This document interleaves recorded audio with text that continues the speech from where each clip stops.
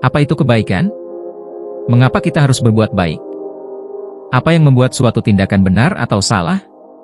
Filsafat etika adalah cabang dari filsafat yang membahas tentang nilai moral, kebaikan dan keburukan, serta tindakan yang benar dan salah. Secara etimologis, etika berasal dari bahasa Yunani ethos yang berarti adat atau kebiasaan. Filsafat etika berusaha memberikan landasan rasional terhadap prinsip-prinsip moral. Dua jenis-jenis etika dalam filsafat. Jenis etika dan penjelasan. Etika normatif, menjelaskan norma-norma atau prinsip-prinsip umum yang membimbing tindakan manusia. Contoh, kejujuran itu baik, mencuri itu salah. Metaetika, menganalisis makna dan logika dari istilah moral. Misalnya, apa arti baik? Apakah nilai moral itu objektif? Etika terapan, menerapkan prinsip etika untuk isu-isu nyata, seperti aborsi, eutanasia, lingkungan, dan biotika. Etika deskriptif, menggambarkan dan menjelaskan nilai dan moral dalam suatu budaya tanpa menilainya benar atau salah. 3. Tokoh-tokoh penting dalam filsafat etika. Tokoh pemikiran utama. Socrates, mengajarkan bahwa kebaikan harus diketahui lewat penalaran dan diskusi. Tidak ada orang yang berbuat jahat dengan sengaja. Plato, menekankan bahwa nilai moral adalah bagian dari dunia ide yang ideal. Kebaikan adalah bentuk tertinggi. Aristoteles, menganjurkan etika kebajikan, virtue ethics, yaitu bahwa tindakan baik berasal dari karakter yang baik, seperti keberanian, keadilan. Immanuel Kant, mengembangkan etika deontologis, tindakan baik adalah tindakan yang dilakukan karena kewajiban, bukan hasilnya. Prinsipnya, bertindaklah hanya menurut asas yang bisa dijadikan hukum universal. Jeremy Bentham John Stuart Mill, tokoh utilitarianisme, yaitu tindakan baik, adalah yang menghasilkan kebahagiaan terbesar bagi jumlah orang terbanyak. David Hume, membedakan antara apa yang ada, is, dan apa yang seharusnya, ought, dan menekankan peran emosi dalam moralitas. 4. Sumber filsafat etika. Etika bisa bersumber dari berbagai hal. Rasionalitas, pertimbangan logis dan filosofis. Agama, ajaran moral dari kitab suci atau tokoh keagamaan. Budaya dan tradisi, norma-norma sosial yang berkembang dalam masyarakat. Pengalaman pribadi dan kolektif, termasuk empati, penderitaan, dan pengalaman hidup. 5. Relevansi etika dalam kehidupan modern.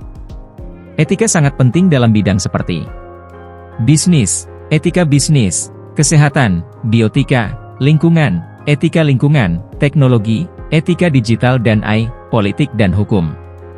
Etika modern, mencakup pengertian, latar belakang sejarah, aliran-aliran utama, tokoh-tokoh penting, serta tantangannya dalam konteks masa kini.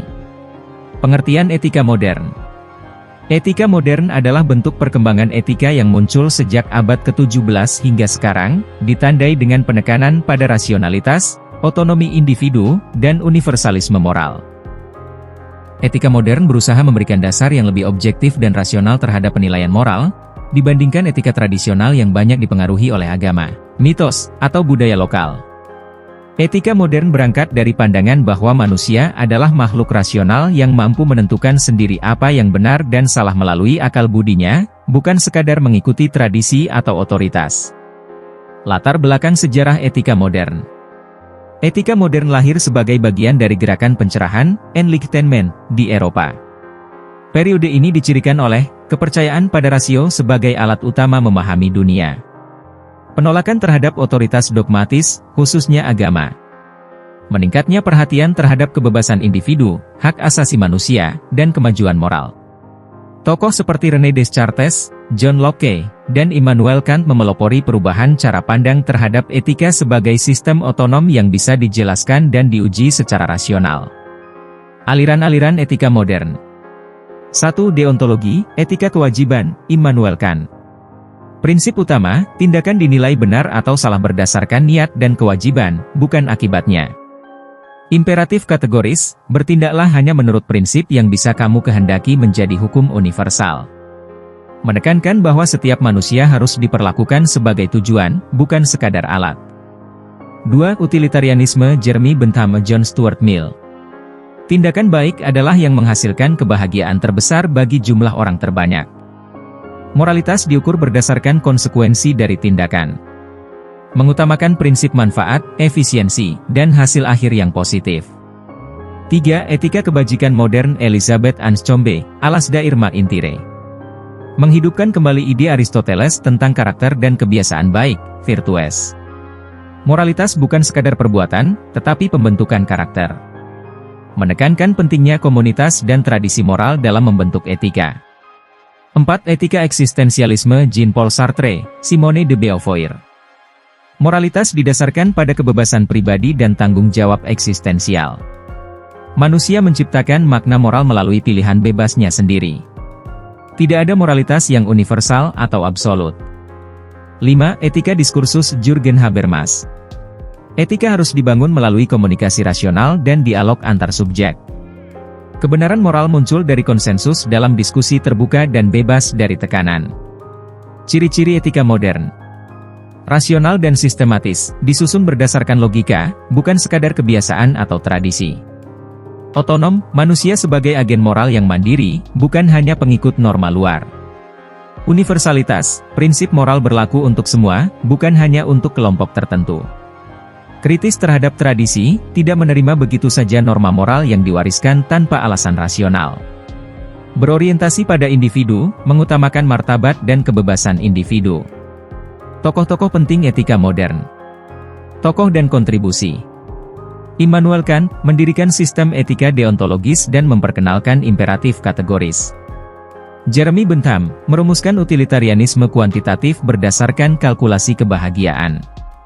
John Stuart Mill mengembangkan utilitarianisme yang mempertimbangkan kualitas kebahagiaan. Friedrich Nietzsche mengkritik moralitas tradisional dan menyerukan penciptaan nilai baru oleh individu otonom. Jürgen Habermas membangun model etika yang demokratis berbasis pada rasionalitas komunikasi. Simone de Beauvoir mengembangkan etika eksistensial dari perspektif feminisme dan kebebasan. Tantangan etika modern di abad ke-21. Relativisme moral. Tantangan muncul dari pandangan bahwa semua sistem nilai adalah setara, sehingga sulit menilai secara objektif. Krisis nilai dan individualisme berlebihan.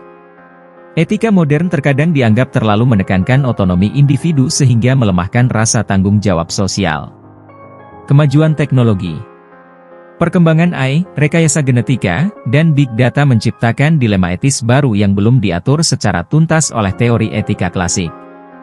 Globalisasi dan multikulturalisme. Munculnya interaksi antar budaya menantang konsep universalisme moral etika modern. Kesimpulan. Etika modern adalah hasil evolusi dari pemikiran etis yang menekankan rasionalitas, kebebasan, dan universalisme. Meski memiliki landasan kuat, etika modern tetap menghadapi tantangan besar dari dinamika zaman modern yang kompleks dan cepat berubah. Karenanya, etika modern terus berkembang dalam dialog antara teori klasik dan tantangan kontemporer. Etika kontemporer. 1. Pengertian etika kontemporer. Etika kontemporer adalah cabang dari filsafat etika yang berkembang di abad ke-20 hingga saat ini, dengan fokus pada isu-isu moral aktual dan kompleks yang tidak sepenuhnya bisa dijawab oleh etika klasik atau modern. Etika ini berupaya merespons perubahan sosial, teknologi, budaya, dan politik secara kritis dan kontekstual. Etika kontemporer tidak hanya membahas apa yang benar dan salah, tetapi juga bagaimana memahami moralitas dalam dunia yang plural, dinamis, dan seringkali penuh konflik nilai. 2. Ciri-ciri etika kontemporer. Kontekstual dan responsif terhadap isu zaman modern, misalnya, hak digital, feminisme, perubahan iklim. Multidisipliner, melibatkan filsafat, sosiologi, antropologi, teknologi, dan studi budaya. Kritis terhadap etika tradisional yang dianggap terlalu universal, patriarkal, atau tidak peka konteks. Pluralistik, mengakui banyak pandangan moral yang berbeda-beda, tanpa menolak pencarian etika bersama.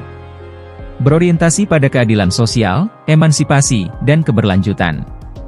3. Isu-isu penting dalam etika kontemporer. Bidang isu etis kontemporer.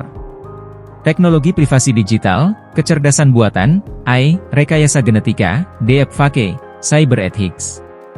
Lingkungan krisis iklim, etika hewan, tanggung jawab ekologis, keadilan lingkungan. Gender dan seksualitas feminisme, LGBTQ, tubuh, kekerasan seksual, etika reproduksi. Politik dan globalisasi, etika perang, migrasi, hak asasi manusia, keadilan global. Ekonomi dan bisnis, etika korporasi, konsumerisme, eksploitasi tenaga kerja, ESG, environmental, social, governance. 4. Aliran-aliran dan pendekatan etika kontemporer. A. Feminisme etis.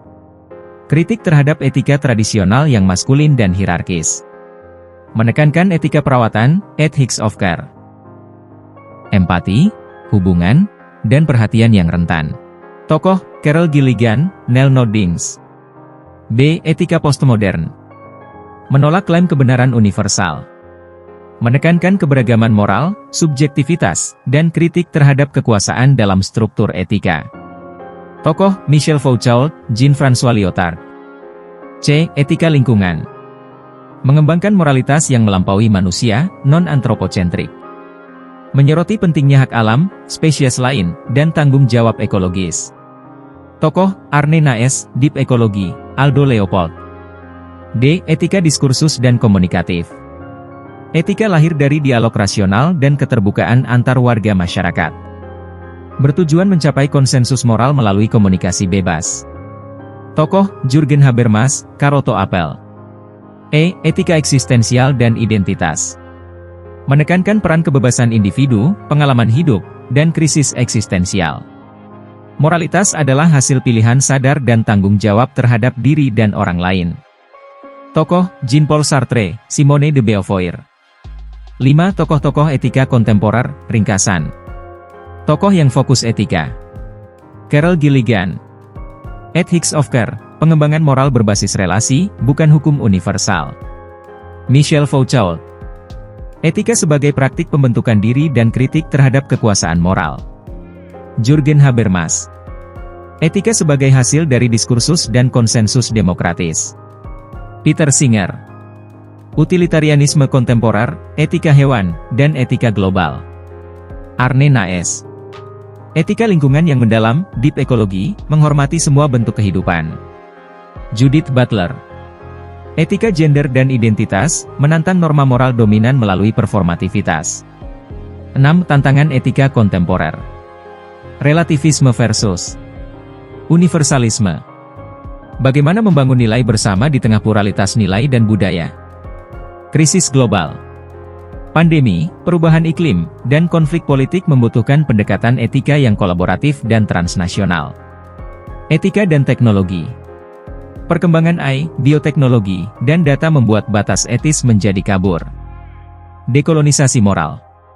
Kritik terhadap dominasi etika Barat dan upaya mengangkat etika lokal dan non-Barat. Kesimpulan. Etika kontemporer adalah upaya reflektif dan kritis terhadap kompleksitas moral di dunia modern. Ia berkembang dari dasar filsafat etika klasik dan modern, namun memperluas wawasannya dengan memperhatikan konteks sosial, budaya, teknologi, dan politik saat ini. Etika kontemporer bukan hanya soal benar dan salah, tetapi juga soal siapa yang didengar, siapa yang dirugikan, dan bagaimana kita hidup bersama secara adil dan berkelanjutan. Perbandingan etika klasik versus kontemporer.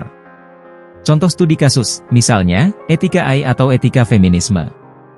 Etika dalam menggunakan AI, Artificial Intelligence, menjadi semakin penting seiring dengan perkembangan teknologi AI yang pesat. Berikut adalah beberapa prinsip etika yang perlu diperhatikan dalam menggunakan AI. Prinsip-prinsip etika AI. 1. Transparansi. AI harus dirancang untuk memberikan informasi yang jelas dan transparan tentang bagaimana keputusan dibuat. 2. Akuntabilitas. AI harus dapat diakses dan dipertanggungjawabkan untuk memastikan bahwa keputusan yang dibuat adalah adil, tidak diskriminatif. 3. Privasi. AI harus dirancang untuk melindungi privasi pengguna dan memastikan bahwa data yang dikumpulkan tidak digunakan untuk tujuan yang tidak diinginkan. 4. Keamanan. AI harus dirancang untuk memastikan keamanan pengguna dan mencegah serangan cyber. 5. Keadilan. AI harus dirancang untuk memastikan keadilan dan tidak diskriminatif dalam membuat keputusan. Tantangan etika AI. 1. Bias. AI dapat memiliki bias yang tidak disadari, yang dapat mempengaruhi keputusan yang dibuat.